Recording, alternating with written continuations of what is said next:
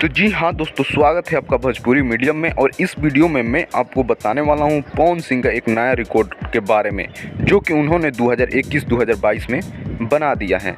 जैसा कि आप लोग जानते हैं, पवन सिंह का एक हाल ही में फिल्म आया मेरा भारत महान, जिसका ट्रेलर 10 मार्च को रिलीज कर दिया गया था। और आपको बता दें, पूरी मूवी जो है 27 मई को ऑल ओवर इंडिया में रिलीज़ कर दिया गया था, जो कि 150 से अधिक पर्दों पे रिलीज किया गया था।